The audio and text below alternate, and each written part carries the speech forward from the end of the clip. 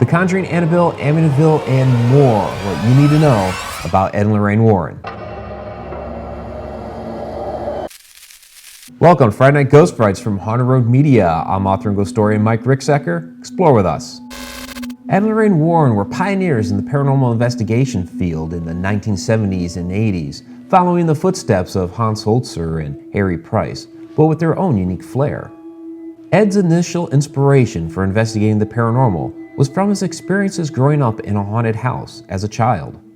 Strange things would always occur, and although his father would tell him there's a logical reason for everything in this house, Ed stated that his father never found those reasons. What really connected Ed to the paranormal, however, was his painting, long after he had already met Lorraine and spent some time in the Navy. When Ed would hear about a haunted house, he would go paint it. He and Lorraine would then talk to the homeowners about the hauntings to see if they experienced the same things Ed had in his childhood home. Soon after, Ed and Lorraine founded the New England Society for Psychic Research and began their paranormal investigations.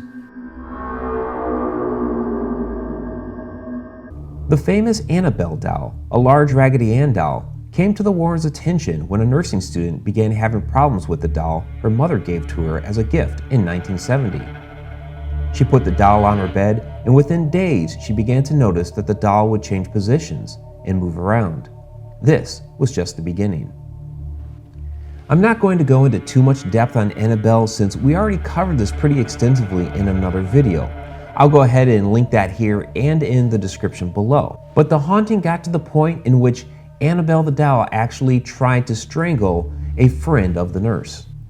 Through a psychic medium, the nurse and her friends were told that the spirit of Annabelle Higgins, a little girl that used to live on the property, wanted to inhabit the doll so she could stay and be loved. When the Warrens became involved, they stated that this spirit was an inhuman presence using the doll to eventually possess a human host. The Warrens took the doll home, but the activity didn't stop. Annabelle would move from room to room, and on separate occasions, it seemingly struck out at both a young priest and a young couple by causing vehicular accidents after each mocked the doll. The Annabelle doll is now famously locked away inside a protective case with a sign affixed to it that reads, "Warning, positively do not open." Annabelle has been featured in both the Conjuring and Annabelle movie series.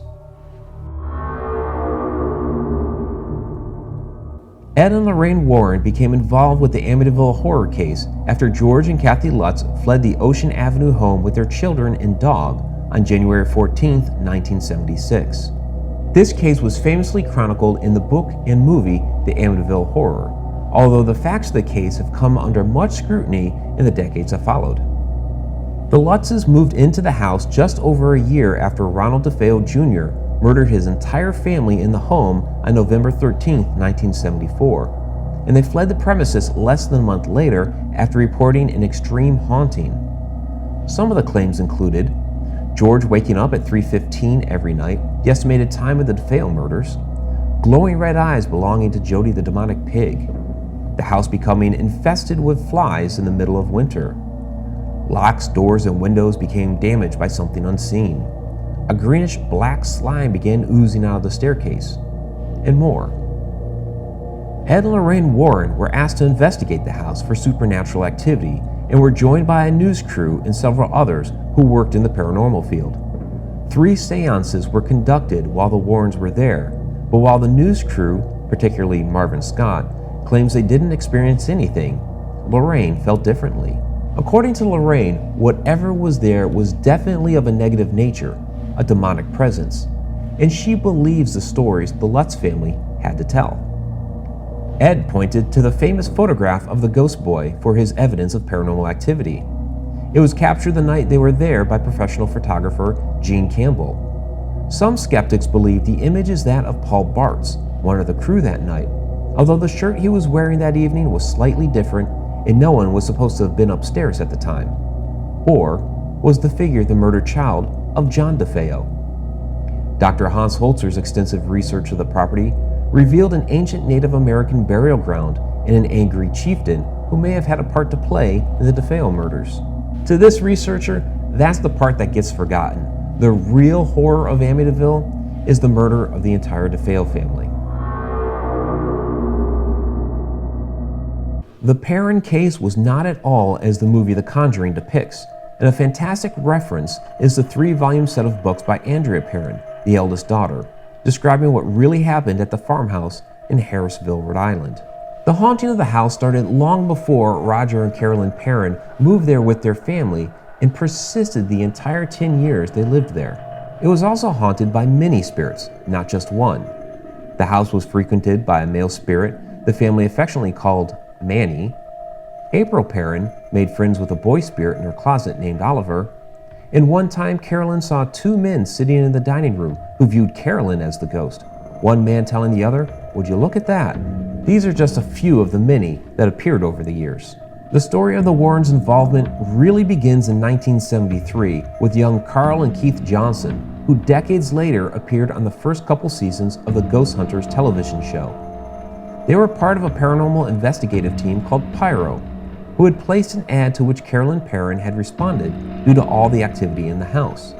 After an incident which included windows and doors violently slamming shut and sticks that were used to wedge the windows open flying across the room, they referred the case to Ed and Lorraine Warren. There was no possession and exorcism in this case like it was portrayed in the movie. What occurred was a seance in the kitchen that went terribly wrong after several months of investigations. During this seance that was concentrated on Carolyn, Carolyn began speaking in a strange language. Her fingers curled and cut into the palms of her hands, and she began moaning. Suddenly, her eyes shot open and her legs curled all the way up to her chin.